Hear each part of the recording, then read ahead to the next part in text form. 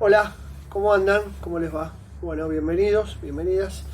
Vamos a seguir dándole continuidad a estas clases o videoclases o clases que acompañan este paisaje tan novedoso, producto de la pandemia a nivel mundial y que, bueno, de alguna manera estos videos intentan suplir algunas cuestiones más ligadas al cara a cara, a las clases presenciales, que sabemos que no son lo mismo, pero bueno, de alguna forma intentan dar respuesta a estas cuestiones y fundamentalmente, como decimos siempre, a sacar dudas, consultas, inquietudes que nos van llegando y nos van llegando bastante, y eso es bueno porque significa que ustedes están leyendo, que están tomando nota, y que bueno, les va a servir bastante de cara al parcial que se viene en breve. Después les vamos a enviar estas cuestiones del parcial, va a ser un parcial lógicamente domiciliario, no va a ser tan complicado, quédense tranquilos, quédense tranquilas. Se trata de un examen, podemos decir, donde van a tener que crear en base a lo que leyeron, en base a lo que estuvieron estudiando, algunas cuestiones, pero sencillas, no es tan complejo como puede parecer a primera vista. Igualmente le vamos a dar en su momento las directrices. Bueno, la clase de hoy nos vamos a situar en el pensamiento de Max Weber, ¿sí? Max Weber, para muchos, es el padre de la sociología moderna. Se trata de un estudioso de la sociedad, de la historia, ¿sí? Y que ha tenido, digamos, como núcleos temáticos más importantes en su expertise la religión, el gobierno, la historia y, como dijimos, fundamentalmente el Estado, ¿sí? Weber y el Estado aparecen como conceptos primo hermanos, ¿no? o muy juntos, ¿sí? Porque bueno, cuando ustedes observen, estudien el Estado, no solo la ciencia política, sino también en otras disciplinas, ni que hablar en la sociología, y también, ¿por qué no?, en la economía, se van a encontrar tarde o temprano con las definiciones de Weber, en relación al Estado, en relación a la administración pública, a los conceptos de burocracia, ¿sí? Elementos que vamos a ir viendo a lo largo de esta mini clase, ¿sí? Bueno, ustedes tienen un texto para trabajar en Weber, ¿sí? Weber, les voy a decir algo más tal vez del contexto. Él, digamos, nace y vive, ¿no? Tiene su vida profesional, su vida académica y sus estudios entre, podemos decir, el último cuarto del siglo XX, del siglo XIX, discúlpenme, y principios del siglo XX. Estamos hablando básicamente entre 1875, 1880 y 1920, cuando fallece. En esa etapa histórica hay una proliferación de textos de Max Weber, textos muy pero muy interesantes por otra parte, y que seguramente a medida que avancen en la carrera ustedes se van a hacer con ellos y van a tener que leer, ¿sí?, sobre lo que escribió Weber. Muchos lo llaman Weber también, pero nosotros preferimos llamarlo Weber, ¿sí? Max Weber. ¿Qué pasaba en Europa? ¿Qué pasaba en el mundo? ¿Sí? Cuando decimos muchas veces el mundo y Europa es porque, bueno, el centro de atención mundial se encontraba en ese continente. Bueno, teníamos entre, vuelvo a repetir, 1875, 1880 y 1920, una Europa en donde se había consolidado el Estado, ¿sí?, como nueva estructura moderna en su faz liberal, en su forma de intervención liberal. Recuerden, algo trabajamos con John Locke, que fue un principal teórico del liberalismo político, ¿sí?, del Estado liberal, ese Estado que duró hasta 1930. Seguramente en las clases que vienen algo vamos a referirnos al respecto, pero estamos en el contexto de Weber. En la etapa donde Weber escribe, estamos, como diciendo, en un Estado liberal. Las ideas liberales en lo político, las ideas lockeanas, las ideas de Locke, florecen y se encuentran en el mejor momento. Podemos decir, en términos de ideas que ganaron protagonismo en ese tiempo histórico y que de alguna manera se tornaban indiscutibles, ¿sí? Asimismo también es la etapa de consolidación, como le dijimos, del Estado y fundamentalmente del sistema económico a nivel mundial. Me refiero al capitalismo, ¿no? Capitalismo que había sido criticado duramente, como vimos en la clase anterior, por Karl Marx, ¿sí? Sin embargo, y a pesar de sus crisis, el capitalismo seguía siendo la forma, ¿sí? El sistema económico, y la forma, por eso digo, en el cual se estructuraban las relaciones sociales en Europa y prácticamente a lo largo y a lo ancho del mundo. Por lo tanto, en la etapa que escribe Weber, es una etapa, reitero, que se caracteriza por la consolidación de el Estado como estructura, el liberalismo político como ideología y el capitalismo como sistema económico a nivel mundial. Ese es el contexto de Weber. Y las preocupaciones de Weber están en relación a estos ejes temáticos.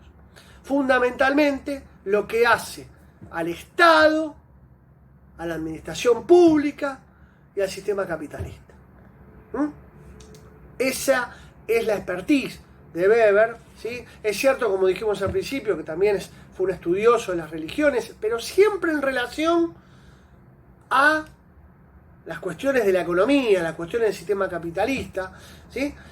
Un texto importantísimo de Weber está relacionado con la ética protestante y el sistema capitalista, o sea, la relación entre religión y economía, ¿sí? Bueno, de eso, ¿sí? fue el centro de atención que tuvo Weber a lo largo de su vida, a lo largo de su historia y en lo que hace a las cuestiones netamente académicas. Muy bien, a ver, ahora nos vamos a meter en lo que tal vez a ustedes más les importe, en lo que seguramente más dudas han tenido y en la que más inquietudes nos han presentado a lo largo de esta semana, que tiene que ver con el pensamiento de Weber. Y como les digo, nada mejor que, además de leer el texto obligatorio que ustedes tienen para leer, se metan una vez más en el manual. El manual de Abal Medina es un manual que ustedes tienen que tener siempre en la mesa de la materia, para llamarlo de alguna manera. Siempre ahí, adelante. Porque en un momento que existan dudas, en un momento que tengan, digamos, ciertas cuestiones que no pudieron resolver, el manual casi con seguridad les va a servir de apoyo. Y en este caso, que en lo concreto que tiene que ver con Weber, van a ver que lo que dice el manual en relación a este sociólogo alemán les va a servir de mucho. Para ello voy a hacer lo que hice en otras clases, que es intentar leerles las partes más importantes e ir explicándoselas. Entonces, lo primero que tienen que hacer, ¿qué es? Traer el texto. Si quieren pueden apagar el video y después, bueno, volverlo a aprender. Pero el texto en la mano, o el texto en la computadora, si no lo tienen impreso. Con el texto en sus manos, nos vamos a situar una vez más, porque algo hemos dicho en las clases anteriores, en la página 95. Van a ver que en la página 95 hay un cuadrito, el único cuadro que hay en esa página, que dice definición de Estado moderno según Weber. ¿Sí? Una de las preguntas que tienen se relaciona con esto que estamos mencionando. Por lo tanto, leemos el cuadro y abajo lo vamos analizando con lo que dice Abal Medina y también con lo que les voy diciendo yo en relación a todas estas cuestiones. Cuadrito. Definición de Estado moderno según Weber. El Estado es, comillas. Cuando es comillas es una cita. Y si es una cita es lo que dijo el autor, textual. Por eso se llama cita. Una asociación de dominación de tipo institucional que en el interior de un territorio ha tratado con éxito de monopolizar la coacción física legítima como instrumento de dominio. Yo creo que esta es la clave de la oración que continúa, pero yo me quedaría ahí. Aquí hay palabras que son centrales, como ya vimos en otra oportunidad. Monopolio, coacción física, legítima. Monopolio por un lado, monopolio uno, como dijimos, única. Coacción física, violencia. Legítima. Está legitimada. Si juntamos las tres, digamos, casi palabras, violencia, ¿no? En términos de coacción física, tenemos monopolio, violencia, legítima. El Estado es eso. Detenta el monopolio, es el único que puede ejercer la violencia en forma legítima. Eso no significa, como vimos en otra oportunidad, que la violencia no la puede ejercer ningún particular. Pero esa violencia es ilegítima. Cuando está en manos del Estado, esa violencia es legítima. Avancemos, miremos abajo. Repito un poco lo que estoy diciendo yo. El primer elemento fundamental que surge de esta definición de Estado es que constituye una asociación política de dominación que reclama fíjense en qué está, en itálica, en cursiva. Presten atención cuando una frase en el manual está en cursiva, ¿no? Monopolio legítimo de la coacción, ¿no? Sobre un territorio delimitado. Weber, eso es el año de la obra, digamos, ¿no? Aunque es de 1919, como ven ahí, que está entre paréntesis. Se encarga de aclarar, fíjense lo que dice, la violencia no es, naturalmente, ni el medio normal, ni el único medio de que el Estado se vale, pero sí su medio específico. Es decir, el Estado no es solo violencia, el Estado hace muchas cosas más. ¿Sí? Cobra impuestos, da beneficios sociales, por no mencionar dos. Pero lo que hace a la violencia es su ámbito específico. Solo él la ejerce legítimamente. El monopolio de la coacción nos remite a lo que Mann denominó poder despótico del Estado. Es decir, presten atención acá, la capacidad de llevar adelante acciones sin ninguna negociación o consentimiento previo. ¿Esto significa que el Estado es despótico? No, claro que no. El Estado ejerce, en la lógica que lo plantea Mann, el despotismo. ¿En términos de qué despotismo? En que sus decisiones no necesitan el consentimiento de la sociedad. Son decisiones que el Estado ejerce. Son decisiones que el Estado toma. Y las toma. La sociedad puede resistirse a esas decisiones en contextos democráticos, lógicamente, y en autoritarios también. Pero hablamos de contexto democrático. Pero el Estado siempre tiene la última palabra. No negocia con vos.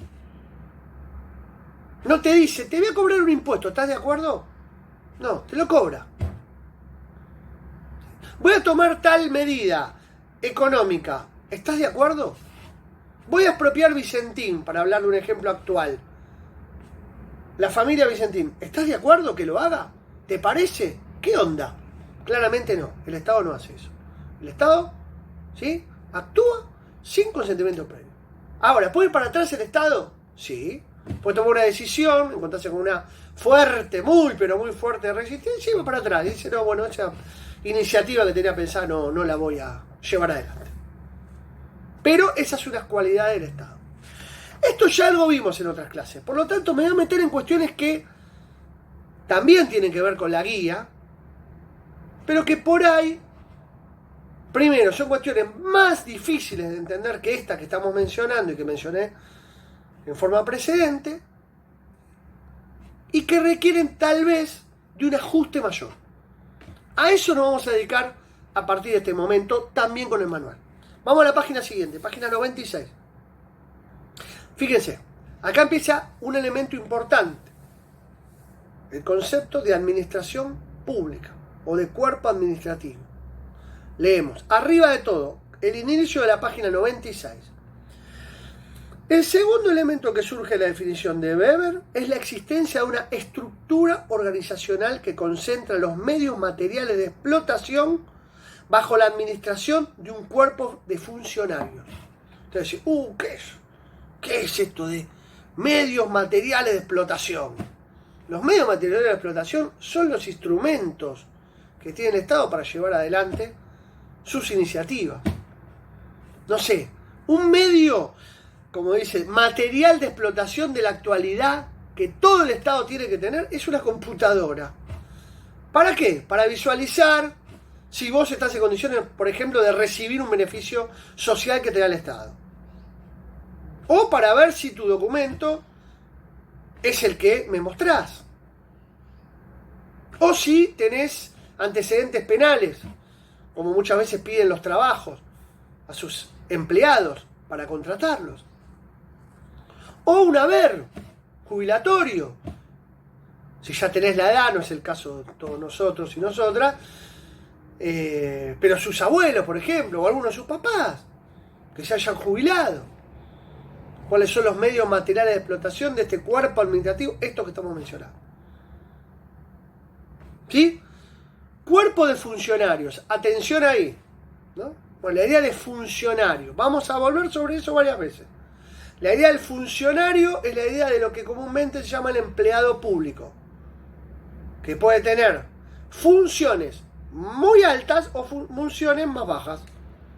Puede ser un director nacional dentro del Estado o un empleado raso. O, como le dicen, digamos, los que atienden en la ventanilla. O puede incluso tener un puesto mayor, subsecretario de Estado. Cuerpo de funcionarios. Continúo con la lectura. Este elemento nos remite a lo que Mann denominó, una vez más, fíjense, aparece Mann, poder infraestructural del Estado, que es el que le otorga autonomía. Este se refiere a la capacidad del Estado para penetrar la sociedad e implementar efectivamente las decisiones políticas en todo el territorio sobre el cual extiende su dominación. De esta manera, el Estado ejerce su poder despótico a través de un sistema administrativo, jurídico, tributario, burocrático y coercitivo que le permite garantizar la dominación sobre un territorio definido. Paremos acá. ¿Qué está diciendo el texto acá? La necesariedad de esos funcionarios. Sin esos funcionarios, sin ese cuerpo administrativo, el Estado carecería de su potestad de llevar adelante sus iniciativas. Ese cuerpo de funcionarios es lo que garantiza que el Estado pueda, como dice acá, penetrar la sociedad. ¿En qué sentido penetrar la sociedad? En el sentido de que, por ejemplo, otro ejemplo de actualidad, el IFE, el ingreso familiar de emergencia, de 10.000 pesos que cobran la mayoría, digamos, de los monotributistas y de hombres y mujeres que lo necesitan. Si el Estado careciera justamente de esos funcionarios, de ese cuerpo administrativo, ¿cómo hace para llegar a esas personas? ¿Cómo hace para informar a esas personas? ¿Cómo anotarse? ¿Cómo se cobra? ¿Cuáles son los requisitos? Esto tiene que ver con el cuerpo administrativo que resulta necesario y fundamental para que el Estado pueda llevar adelante sus iniciativas. Sin consentimiento, como sabemos nosotros, ¿sí? Pero en FAS hablamos de administrativa, burocrática, tributaria, coercitiva, etc. Si un Estado no puede cobrar impuestos, porque no tiene ese cuerpo de funcionarios adecuados para hacerlo, ¿cómo funciona? Si el Estado no puede garantizar seguridad, no sé, en una provincia, ¿cómo funciona? ¿Quién da seguridad en esa provincia? ¿Un particular? No tenemos Estado moderno. O está en duda el dominio de ese territorio. Por lo tanto, el Estado como tal, para poder ejercer, inclusive esto que dijimos al principio, el monopolio de la coerción física legítima, debe imponerse a partir de un cuerpo administrativo. Va apareciendo el concepto de administración pública, de una administración pública. Y en breve aparecerá el elemento burocrático, el clásico concepto weberiano, la administración pública burocrática. Esta administración pública es la que estamos hablando, el cuerpo administrativo. El que tiene que penetrar la sociedad para que sus iniciativas lleguen a buen destino. Diría un tío mío, lleguen a buen puerto. Por lo tanto, ahí tenemos este elemento que estamos trabajando. Siguiente párrafo. Este párrafo, chicos y chicas, le vamos a dar una atención, podemos decir, total. Porque lo voy a leer completo. Solo por eso. Y porque además es un párrafo que dice muchas cosas que hay que prestarle atención. Ahora bien, en la definición de Weber, el Estado es una asociación de dominación, cuyo medio específico, ¿recuerdan cuál es el medio específico? Aunque no el único. ¿Cuál es? Es el monopolio de la coacción sobre un territorio delimitado en base a la concentración de los medios materiales en manos de un conjunto de funcionarios encargados de su administración. Este párrafo, ¿qué hace? Repite como síntesis los dos párrafos anteriores. Sigamos con el párrafo. Pero la dominación legítima, según Weber, puede ser de distinto tipo. La peculiaridad es que en el Estado moderno, esta dominación se sustenta en el derecho racional, el cual está compuesto por un conjunto de normas provenientes del derecho romano, orientadas por principios jurídicos formales que guían el accionar del cuerpo administrativo burocrático. Perdón, lo dije al revés, que el cuerpo burocrático administrativo. La existencia de este conjunto de normas hace posible que se obedezcan las ordenaciones impersonales y objetivas, que son legalmente establecidas, favoreciendo así la sistematización del proceso hacia adentro del Estado y evitando la utilización de criterios arbitrarios en base a las relaciones personales. Esta legalidad provee el derecho racional a las acciones del Estado en la base del tipo de dominación racional legal que caracteriza el Estado moderno. Este párrafo parece complejo, pero no lo es. ¿Por qué? Esto nos remite, primero y más importante, a los tres tipos de dominación. ¿Quién domina en un territorio determinado? La parte complementaria, desde el punto de vista ya no de los dominantes, sino de los dominados. ¿A quién obedezco? ¿O a qué obedezco? Avancemos. ¿Cuáles son los tipos de dominación que plantea Weber? Weber plantea tres tipos de dominación. Tres formas de dominar a la sociedad. Cuando hablamos de dominar, están las dos vías: dominio y obediencia. ¿Cuáles son los tres tipos de dominio? Según Max Weber. Lo que se llama la dominación tradicional, carismática y racional legal. ¿Sí? Esos son los tres tipos de dominación que plantea Weber. ¿Está bien? Vamos por orden. ¿Cuál es la tradicional? La que viene de los tiempos inmemoriales. Dominación. Obediencia, dijimos. ¿A qué obedezco? Cuando digo yo, no, yo, digamos. Esos dominados, esa sociedad, ¿a quién obedece? A las normas inmemoriales. Podemos decir, a las normas tradicionales.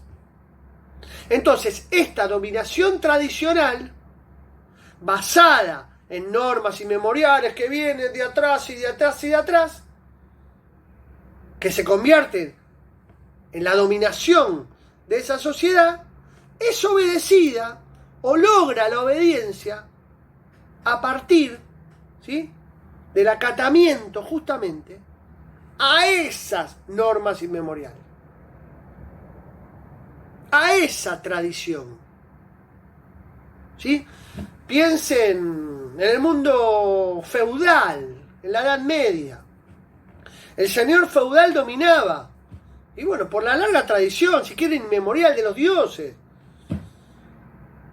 del derecho divino a gobernar. El señor feudal está bien que domine. ¿Por qué? Porque bueno, antes del señor feudal fue el papá, el abuelo, el tatarabuelo, y nosotros como siervos siempre estuvimos en esa posición social. Entonces, domina la tradición. Obedezco a la tradición. Segundo tipo de dominación, carismática. ¿Qué es la dominación carismática? La dominación que se basa en el carisma. ¿De quién? De una persona extraordinaria. De una persona única. De una persona, como su nombre lo indica, con un carisma excepcional. Singular. El profeta. ¿No? Los dominados, por lo tanto, ¿a quién obedecen? Ya no obedecen una norma memorial, a una tradición. Obedecen a esa persona, a ese líder carismático, a ese o a esa persona extraordinaria, única. ¿Se entiende? Tercer tipo de dominación, la moderna, la de hoy podemos decir. La que se da en el Estado racional legal, la que se da en el Estado moderno. Es una dominación racional legal. ¿Qué es racional legal? Leyes racionales, lo simplifico. Hay una racionalidad en la obediencia. ¿Por qué? Porque yo no obedezco a un gobierno X determinado. Obedezco a las leyes que pueden emanar de ese gobierno o pueden ser de tiempos atrás, pero no inmemoriales, no tradicionales, pues pueden ser no escritas, no vistas. El dominio racional legal implica el acatamiento, la obediencia a las leyes, a la ley. Si quieren hoy sería a la Constitución, a las normas, a los códigos. A eso obedece el individuo. Por eso es racional legal. Y el Estado moderno, y con esto termino esta primera parte, basa su dominio justamente en ello. Basa su dominio en el imperio de la ley. Racional legal. Ese es el modo de dominación que hoy se desarrolla, podemos decir, en gran parte del mundo y que tuvo su génesis justamente en el Estado moderno. El Estado moderno domina mediante leyes escritas, conocidas, hasta aprobadas por consentimiento en algunas partes o en algunas historias, en algunos procesos políticos. Pero el componente es que uno obedece las leyes escritas, conocidas, sabidas. Desde allí su impersonalidad. Porque son leyes no escritas con un objeto personal. Juan Pérez no debe hacer tal cosa. Juan Pérez no tiene derecho a votar. No es la ley así. La ley dice, los mayores de 18 años tienen obligación de votar. Los mayores de 16 pueden optar por hacerlo o no. ¿Se entiende? Esa es la orientación, digamos mejor, el objeto de la dominación racional legal, la obediencia a las leyes. ¿Sí? Bueno, cortamos acá y continuamos en breve en un segundo video con la lectura.